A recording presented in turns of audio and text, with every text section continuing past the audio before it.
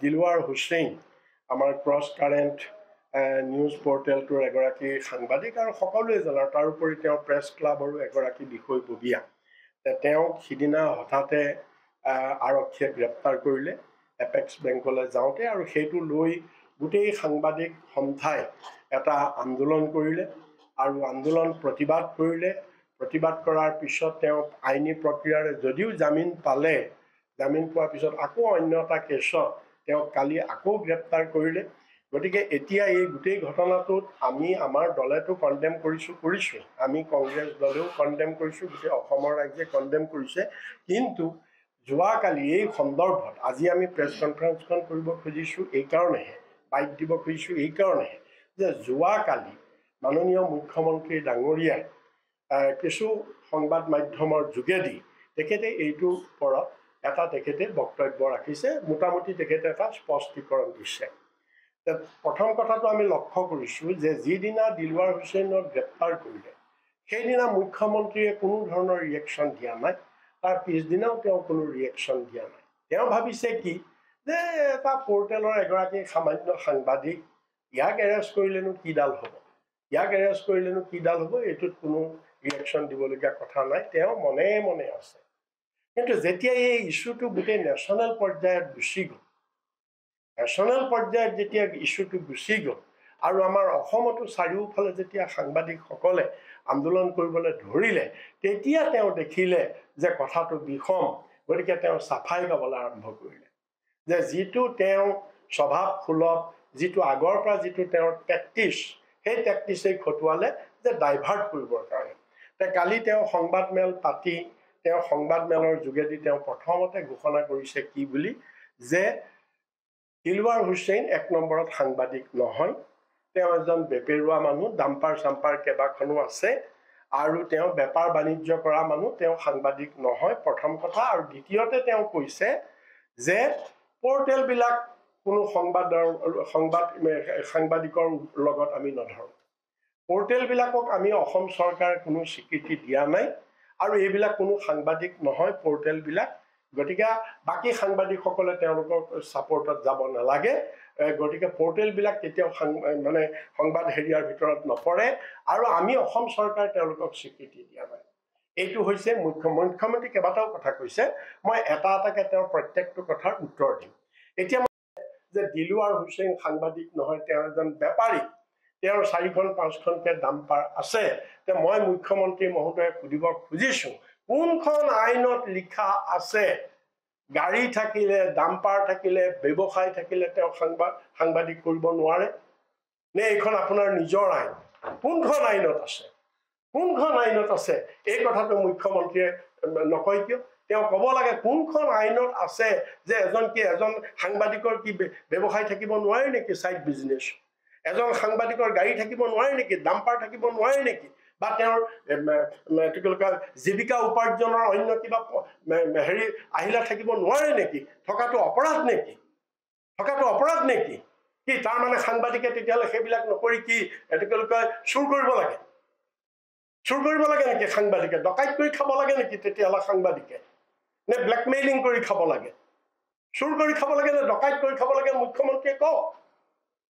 গতিকে তেওঁ এনেধৰণৰ কালি তুলুঙা মন্তব্য দি তেওঁ এটা দায় সৰাৰ গোটেই ইছ্যুটো তেওঁ ডাইভাৰ্ট কৰিব বিচাৰিছে তে এইটো হৈছে 2 নম্বৰ কথা আৰু 3 নম্বৰ কথাটো হৈছে কি আমি মুখ্যমন্ত্ৰীক আমি প্ৰশ্ন কৰিছোঁ যে তেওঁ যে কৈছে আমি তেওঁলোকক বিজ্ঞাপন দিয়া নাই আমি বিজ্ঞাপন নিদিওঁ নালাগে তোমালোকৰ বিজ্ঞাপন বিচৰা নাই নহয় অকল বিজ্ঞাপনৰ যোগেদি সংবাদ সেৱা নহয় তুমি যে কৈছা আমি বিজ্ঞাপন তেওঁলোকক নিদিওঁ আমি বিজ্ঞাপন বিচৰা নাই পৰ্টেলত আমি বিজ্ঞাপন নিদিওঁ গতিকে তুমি এইবিলাক কথা কোৱাৰ কি প্ৰয়োজন আছে তোমাৰ তুমি বিজ্ঞাপন ক'ত দিয়া ক'ত নিদিয়া আপোনাৰ এইটো গভৰ্ণমেণ্টৰ কথা আপুনি এইবিলাক আবুল তাবুল বলকি তে কালি তেওঁ গোটেই ইছ্যুটো তেওঁ ডাইভাৰ্ট কৰিব বিচাৰিছে আমি এই কথাটো আমি কংগ্ৰেছ দলে আমি তীব্ৰভাৱে গৰিহণা দিছোঁ আৰু মুখ্যমন্ত্ৰীয়ে এনেধৰণে গোটেই পৰ্টেল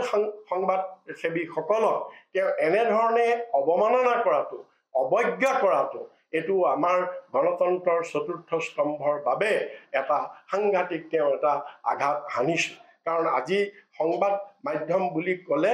যিকোনো ব্যক্তিয়ে যিকোনো সংস্থাই যদি বাতৰি পৰিৱেশন কৰি ৰাইজৰ আগত দাঙি ধৰিব পাৰে সেইটো গোটেইটোৱে মিডিয়া সেইসকল সকলো চতুৰ্থ স্তম্ভৰ ভিতৰত পৰে গতিকে তেওঁ কালি মুখ্যমন্ত্ৰীয়ে এনেধৰণৰ তুলুঙা মন্তব্যৰে গোটেই গণতন্ত্ৰৰ চতুৰ্থ স্তম্ভৰ ওপৰত তেওঁ আক্ৰমণ কৰিছে আৰু এইটো এটা সম্পূৰ্ণৰূপে অঘোষিত জৰুৰী অৱস্থাটো হৈছে লগতে এইটোৱে কি কৰিছে গোটেই সংবাদ জগতৰ অধিকাৰ সাংবিধানিক অধিকাৰ তেওঁ কাঢ়ি ল'ব খুজিছে কৈছে যে ৱেব পৰ্টেল সংবাদসেৱী নহয় আমি নামানো এইবিলাক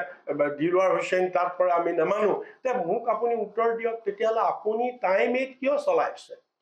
আপোনাৰ টাইম 8 চেনেলটো ৱেব পৰ্টেল চেনেল হয় নে নহয় আপুনি হেতু কিয় চলাই আছে আপুনি তাৰ উত্তৰ দিয়ক গতিকে সেই কাৰণে যে মুখ্যমন্ত্ৰী মহোদয়ক এনে ধৰণৰে গোটেই আজি অসমত তেওঁ যিটো এটা ডিক্টেটৰিয়েল ৰুল আনিব খুজিছে গণতন্ত্ৰৰ চতুৰ্থ স্তম্ভৰ ওপৰত আক্ৰমণ কৰিছে বিজেপি চৰকাৰে তেওঁ আজি আমি দেখিছোঁ আৰম্ভণিৰ পৰা যে আজি তেওঁ এটাৰ পিছত এটাকে সাংবাদিকৰ ওপৰত এই সংবাদ মাধ্যমৰ ওপৰত তেওঁ ক্ৰমান্বয়ে আক্ৰমণ কৰে যোনেই তেওঁৰ বিৰুদ্ধে লিখে বা যোনেই তেওঁৰ বিৰুদ্ধে কথা কয় তেওঁকেই তেওঁ প্ৰতিশোধ লয় আৰু কিছুমানক ল'ব পৰা নাই ল'ব নোৱাৰি ডাইৰেক্টলি ল'ব নোৱাৰি বেলেগ মাধ্যমৰ যোগেদি বা বেলেগ পন্থাৰ যোগেদি তেওঁ লৈছে এতিয়া কথা হৈছে কি দিলৱাৰ হুছেইন হয় আমি এইটো মানো যে অসমত আৰু বহু ঠাইত গাঁৱে ভূঞে এতিয়া বহুত পৰ্টেল উঠিছে বা বহুতে ইণ্ডিভিজুৱেলি এইবিলাক কৰিছে দ্যাট ইজ অল ৰাইট তাৰ ভিতৰত যদি কোনোবাই জনবিৰোধী কাম কৰিছে সমাজ বিৰোধী কাম কৰিছে বেআইনী কাম কৰিছে সেইটো সুকীয়া কথা সেইটো 1 to 1 সেইটো সুকীয়া কথা সেইটো আইন মতে তেওঁৰ ওপৰত কিবা ব্যৱস্থা ল'ব সেইটো বেলেগ কথা কিন্তু প্ৰতিশোধ ল'বৰ কাৰণে চৰকাৰৰ বিফলতাবিলাক উদঙাই দিয়া প্ৰতিশোধ ল'বৰ কাৰণে এনে ধৰণৰ পন্থা যে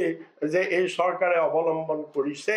এইটো গণতন্ত্ৰৰ বাবে এটা ডাঙৰ ভাবুকি আহিছে আৰু সেই কাৰণে আমি আপোনালোকৰ যোগেদি আৰু অসমৰ ৰাইজক আমি সকলোকে ইয়াৰ বিৰুদ্ধে মাত মাতিবৰ বাবে প্ৰতিবাদ জনাবৰ বাবে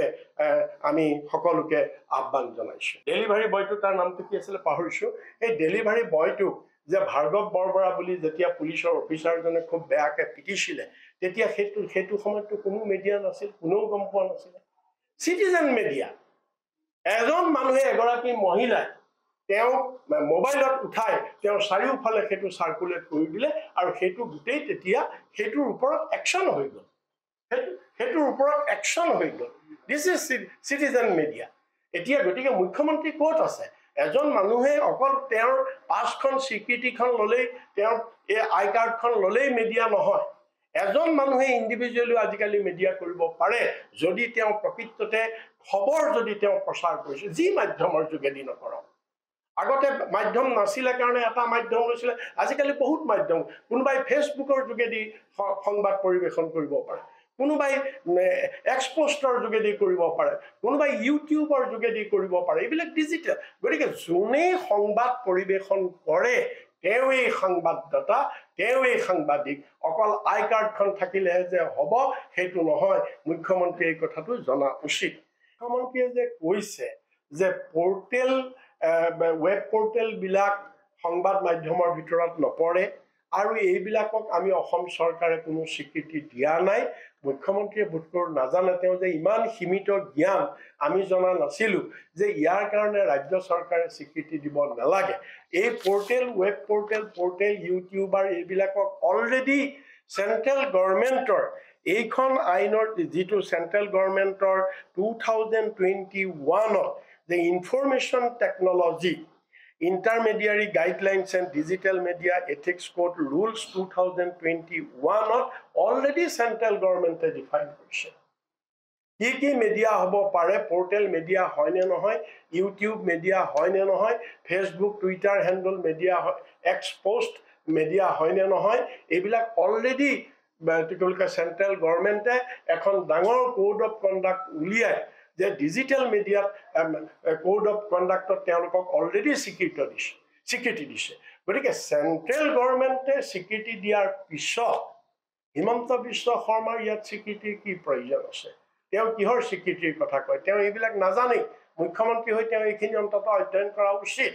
এতিয়া চেণ্ট্ৰেল গভৰ্ণমেণ্টে কি কৈছে কাক কৈছে আপোনালোকে চাব publisher of news and current affairs content publisher তাৰপিছত কৈছে মিনছ কাক মিন কৰিছে online paper news portal news aggregator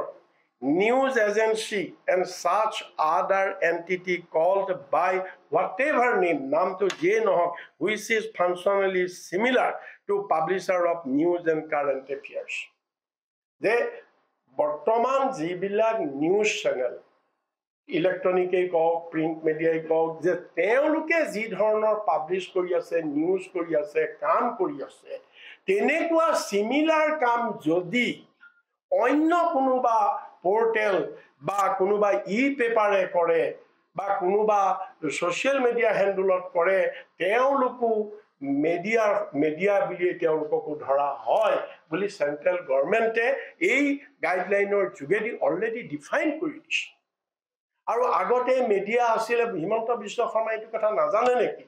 আগতে মিডিয়া বুলি আছিল প্ৰথমতে যুগৰ পৰিৱৰ্তনৰ লগে লগে কথাবিলাক পৰিৱৰ্তন হয়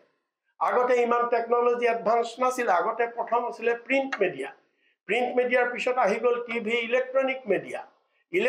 মিডিয়াৰ পিছত এতিয়া আৰু মিডিয়া আহি গল ডিজিটেল মিডিয়াৰ পিছত আৰু এটা নতুন কনসেপ্ট এতিয়া আহিছে সিটিজেন্স মিডিয়া অৰ্থাৎ এইবিলাক হৈছে ডিজিটেল মিডিয়াত পৰে গতিকে মুখ্যমন্ত্ৰী এই কথাটো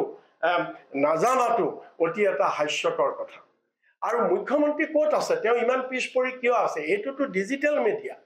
এটোটো প্ৰিন্ট মিডিয়া আজিয়ে এতিয়া ইণ্ডিয়াত গুটে ওয়াৰ্ল্ডত নতুন কনসেপ্ট হৈ গল সিটিজেন্স মিডিয়া অৰ্থাৎ এজন নাগৰিকেও এটা মিডিয়া হ'ব পাৰে এজন নাগৰিকেও এতিয়া মই এটা মাত্ৰ উদাহৰণ দিছো মই লৰাটোৰ নামটো পাহৰি গৈছো কি আগতীয়াকে কেনেকে কব এইবিলাক কথা তেওঁটো এইবিলাক ব্ল্যাকমেইলিং তেওঁ এইবিলাক ভাবুকি দিয়া কথা কৈ আছে ঠিক আছে তেওঁ মই এইটোৱে প্ৰশ্ন কৰিব খুজিছো যে মুখ্যমন্ত্ৰীয়ে তেওঁৰ ক্ষমতাৰ পৰিসীমাটো তেওঁ জানে নে নাজানে এখন কি দেশ চলি আছে যদি গৌৰৱ গগৈ পাকিস্তান তেওঁৰ পত্নীৰ পাকিস্তানৰ লগত সম্পৰ্ক আছে কিবা দেশদ্ৰোহী কাম কৰিছে সেই বিষয়ত ব্যৱস্থা কোনে ল'ব ভাৰত চৰকাৰে ল'ব গৃহমন্ত্ৰীয়ে ল'ব আছে আমাৰ ইন্টেলিজেন্স বিভাগ আছে তেওঁলোকে ল'ব মুখ্যমন্ত্ৰী কোন তেওঁ সুপাৰ প্ৰাইম মিনিষ্টাৰকে ওপৰত আহি গল তেওঁ যিটো তেওঁৰ কৰ্তৃত্বত নপৰে যিটো তেওঁ হেতুত লৈ অযথা তেওঁ হুলস্থুল কৰি তেওঁ পানী ঘোলা কৰি আছে পানী গৌৰৱ গগৈৰ ওপৰত কি আহে কি নাহে দিয়ক তেওঁ ছেপ্টেম্বৰত দিয়কচোন ছেপ্টেম্বৰত তেওঁ কি দিয়ে দিয়ক তেওঁ কিয় ছেপ্টেম্বৰ কৈ থাকে দিয়ক তেওঁ যি আছে তেওঁ দিয়ক আমি ফেচ কৰিম তেওঁ এইবিলাক ভাবুকি দেখুওৱা কথা আৰু মানুহৰ বিভ্ৰান্ত কৰি থকা কথাবিলাক কৈ তেওঁ নিজৰ হতাশাটো তেওঁ দাঙি ধৰিছে মুখ্যমন্ত্ৰী যে হতাশাত ভুগিছে এইটো কথা তেওঁ যে গভীৰ ফ্ৰাষ্ট্ৰেশ্যন চাৰিওপিনৰ পৰা তেওঁৰ ফ্ৰাষ্ট্ৰেশ্যন আজি গতিকে সেইকাৰণে আপোনালোকে জানে তেওঁৰ দলৰ ভিতৰত এতিয়াতো এনেকুৱা কথা ওলাই গৈছে তেওঁ হয়তো নিৰ্বাচনৰ আগতে সলনি কৰিব পাৰে বুলি ওলাইছে তেওঁৰ গাড়ী অহাবাৰ থাকে নে নাথাকে তাৰো ঠিক নাই তেনেকুৱা দলৰ ভিতৰতে নতুন পুৰণি এইবিলাকটো আছেই সেইবিলাকৰ টেনচনে তেওঁ মানে এতিয়া তেওঁ বিৰাট হতাশাত ভুগি তেওঁ যিকোনো ধৰণৰ আবুল তাবুল বলকিবলৈ খুজিছে মুখ্যমন্ত্ৰীক তুমি হাতত ডকুমেণ্ট লৈ কথা কোৱা তুমি হাতত ডকুমেণ্ট লৈ আৰু তুমি এইটো যোন যাৰ কৰ্তৃত্ব তেওঁলোকে কৰক তোমাৰ কোনো কৰ্তৃত্ব নাই ভাৰত চৰকাৰৰ ইণ্টাৰনেল কথাৰ ওপৰত তুমি ক'বলৈ এইটো এক্সটাৰ্নেল এফেয়াৰ্ছ মিনিষ্ট্ৰীৰ কথা এইটো হোম মিনিষ্ট্ৰীৰ কথা তেওঁলোকে কৰিব যদি কিবা আছে তেওঁলোকে কৰিব আপুনি জানে সেইবিলাক হৈছে এটা প্ৰপগেণ্ডা কৰি থাকিবৰ কাৰণে কিন্তু যেতিয়া এইবিলাকে কোনো কাম নিদিয়ে এইবিলাকে তেওঁ যিটো ভাবিছে তেওঁ যিটো চিন্তা কৰি এই কথাবিলাক উলিয়াইছে যে ভাবিছে গৌৰৱ গগৈ যদি আমি ইমেজটো এই কথাবিলাক কৈ আমি যদি মেলাইন কৰি দিব পাৰোঁ বা গৌৰৱ গগৈক যদি আমি এইবিলাক কথা কৈ ডিপ্ৰেছ কৰি বহুৱাই দিব পাৰোঁ তেতিয়াহ'লে আৰু কংগ্ৰেছত কেম্পেইন কৰা মানুহ কোনো নাথাকিব গতিকে মই একদম ক্লিন ছুইপ মই কৰি লৈ যাম তেওঁ তেনেকুৱা ধৰণৰ অংক কৰি আছে তেনেকুৱা ধৰণৰ অংক কৰি এই কথাবিলাক কৈ আছে এইটো আপুনি আজি কেইদিনমানৰ আগতে মই এখন সংবাদমেল কৰি এইটোৰ ওপৰত মই বিস্তৃতভাৱে কৈছোঁ যে Arunodoi first phase second phase আৰু থাৰ্ড ফেজ এতিয়া থাৰ্ড ফেজত তেওঁলোকে যি 13 লাখ মানুহৰ নাম দিবলৈ ওলাইছে আগতে 24 লাখ আছিলে হিতাধিকাৰী এতিয়া 37 লাখ কৰিব আৰু 13 লাখ নতুন হিতাধিকাৰী বাছিছে এই 13 লাখ নতুন হিতাধিকাৰী বাছুতে তেওঁলোকে কি কৰিছে যে আগৰ পাই থকা মানুহৰ নাম কৰ্তন কৰি তাত নতুন মানুহ সোমাইছে যিবিলাক কংগ্ৰেছী মানুহ বা যিবিলাক নন বিজেপিৰ নহয় বেলেগ দলৰ মানুহ সেইবিলাকৰ নাম তেওঁ কৰ্তন কৰিছে প্ৰথম কথা আৰু যিবিলাক বিজেপিত ইয়াৰ বিপৰীতে ভোট বেংক সৃষ্টি কৰিবলৈ বিজেপিৰ যিবিলাক সদস্য সেই সদস্যবিলাকক জোৰপা তোৰপা আনি ধুমাধুম নাম ভৰাইছে গতিকে এইবিলাক হৈছে আৰু ধনৰ লেনদেনটো এইবিলাকতো আৰু তলত পালি নেতাবিলাকেতো এইবিলাক কৰেই এইবিলাকতো আৰু স্বাভাৱিক কথা হৈ গৈছে আজিকালি যে ধনৰ লেনদেন কৰি আছে শ্লোগান হৈছে ন খাউংগা না খানে দুংগা কিন্তু তেওঁলোকে নিজে নিজে আনক খাবলৈ কৈছে যে মই নিজেও নাখাওঁ আনকো খাবলৈ নিদিওঁ এইবিলাক হৈছে শ্লোগান কিন্তু এইবিলাক তলত সবেই খাই আছে তেওঁ খাই আছে নেতা পালি নেতাই সবেই খাই আছে এইবিলাক সেইকাৰণে মানুহে ৱেইট কৰি আছে আৰু এতিয়া মানুহে দেখিছে এতিয়া এইবিলাক মাটি বুলি লাভ নাইকিয়া মাতিলে জেলত যাব লাগিব চুপচাপ থকা ভাল যিদিনা সময় আহিব সেইদিনা আমি আমাৰ কামটো কৰিম মানুহে সেইটো ভাবি আছে ফ্ৰেংকলি স্পিকিং আপোনাৰ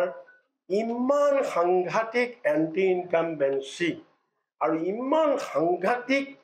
আণ্ডাৰ কাৰেণ্ট আছে আপুনি তাত ভাবিব নোৱাৰে কাউন্সিলখনৰ প্ৰতি আৰু বিশেষকৈ টংকেশ্বৰ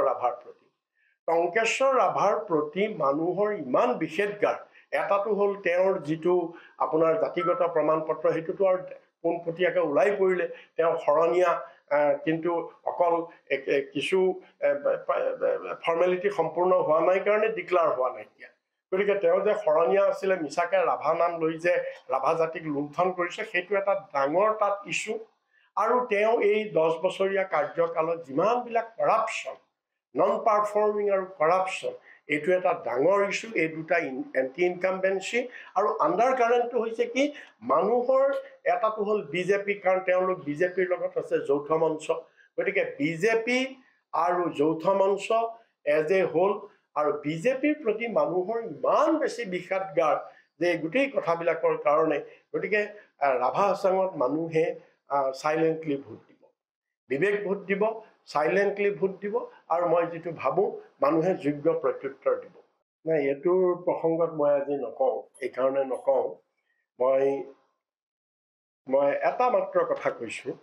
যে যেতিয়া মই শিক্ষামন্ত্ৰী আছিল তেতিয়া এখিনি অফ দি ৰেকৰ্ড তথাপি মই কৈছো তেতিয়া উপাচাৰ্য আছিলে আমাৰ চৌধুৰী লক্ষধৰ চৌধুৰী অমৰজ্যোতি চৌধুৰী সৰি আমাৰ ডক্টৰ অমৰজ্যোতি চৌধুৰী তেতিয়া উপাচাৰ্য আছিলে তেতিয়া ইউনিভাৰ্চিটি আমি চৰকাৰে যিটো পইচা দিব লাগে সেই পইচা আমি নিয়মীয়াকৈ দি আছো 20 কোটি নে 22 কোটি টকা চেংচন আছে ৰিলিজ হোৱাত অলপ পলম হৈছে ৰিলিজ হোৱাত পলম হোৱাৰ কাৰণে তাত কাম কিছু ব্যাহত হৈছে আৰু তেতিয়া তেখেতে সেইটো প্ৰটেষ্ট কৰি তেখেতে তেতিয়া পদত্যাগ কৰিছিলে আৰু তেতিয়া মই মাত্ৰ এটা কমেণ্ট কৰিছিলোঁ মই ইমান সন্মান সহকাৰে এটা কমেণ্ট কৰিছিলোঁ কি বুলি যে উপাচাৰ্য গৰাকীয়ে পৰিস্থিতিৰ মোকাবিলা সন্মুখীন হ'ব লাগে যদি তেওঁ ৰিজাইন দিছে তেতিয়াহ'লে পৰিস্থিতিৰ পৰা তেওঁ পলাই যাব খুজিছে এইটো কোনো গভৰ্ণমেণ্টে ডিক্লেয়াৰ কৰা পইচা বাজেটত থকা পইচা আজি নহয় কাইলৈ ৰিলিজ হ'ব গতিকে তেওঁ এইটো কৰিব নালাগিছিল কিন্তু মই এই কথাটো কোৱাৰ লগে লগে গোটেই অসমত ছাত্ৰ সন্থাৰ নেতৃত্বত অসমত চাৰিওফালে আন্দোলন হৈ মোৰ পুতলিকা দাহ হৈ এটা সাংঘাতিক ধৰণৰ পৰিৱেশ সৃষ্টি হৈছিল মই এইকাৰণে কৈছোঁ কিন্তু তাৰ পিছত বহুত ধৰণৰ শিক্ষকবিলাকৰ ওপৰত শিক্ষাবিদৰ ওপৰত বিভিন্ন ধৰণৰ কমেণ্ট হ'ল ডক্টৰ হীৰেণ গোহাঁইৰ নিচিনা মানুহক এইটো নকলি মাল বুলি ক'লে এজন মুখ্যমন্ত্ৰী এইটো ক'ৰ মাল মই বুজি পোৱা নাই শিক্ষকক থিয় কৰাই সুধিলে আপুনি কামটো কেতিয়াৰ পৰা কৰে মদ খোৱা কাম কেতিয়াৰ পৰা কৰে শিক্ষকক মানে গোটেই শিক্ষকৰ মাজত থিয় কৰাই শিক্ষকক সুধিলে ইমানবিলাক অপমান হৈছে কালিৰ যিটো ঘটনা হৈছে গতিকে এতিয়া কোনেও নামাতে গতিকে সেইকাৰণে আজি সময়ে ক'ব এইবিলাক কথা সেইকাৰণে আপুনি সোধা উত্তৰটো মই এই তিনিটা বেকগ্ৰাউণ্ড দি পেলাই মই ইয়াৰ উত্তৰটো দিছোঁ